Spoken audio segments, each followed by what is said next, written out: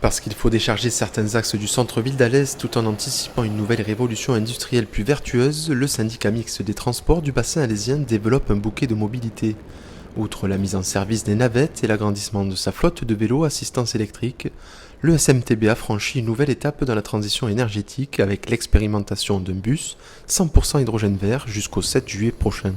Donc les premiers bus, si l'expérimentation est concluante, ce dont je ne doute pas, arriveraient sur Alès vers 2024 et d'ici 2030, la fin du contrat, il y aura 14 bus.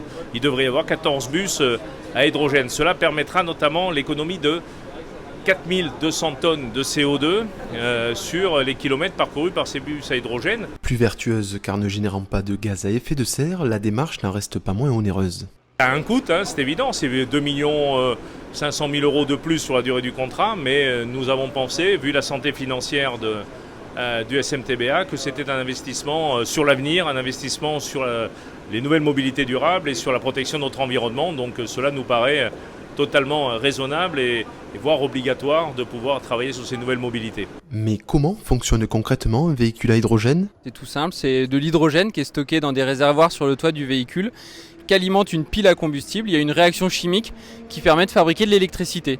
Donc c'est à partir d'un gaz, on fabrique de l'électricité et après on a un véhicule qui fonctionne d'une certaine façon comme un véhicule électrique, mais sans avoir besoin d'autant de batteries, par exemple, que des véhicules électriques. On connaît l'impact environnemental des batteries, on sait que c'est quand même très nocif pour la planète, pour l'environnement, et donc cette solution de pile à combustible avec l'hydrogène vert apparaît comme une solution plus décarbonée et plus viable pour l'environnement. Cette phase d'expérimentation, réalisée sur les 4 lignes urbaines du réseau Alésie, induit aussi une phase de sensibilisation. La perception en tout cas des voyageurs, des usagers ou des clients, elle est aussi importante. On va réaliser une enquête aussi pour poser la question de voir est-ce que les personnes, les voyageurs ont vu une différence, est-ce qu'ils ont vu que c'était un véhicule spécifique, est-ce qu'ils trouvent que c'est plus confortable sur certains aspects. Pendant les 3 prochaines semaines, le bus à hydrogène qui offre 87 places dont 33 assises et qui est équipé d'une rampe pour les personnes à mobilité réduite sera accessible à tous les voyageurs.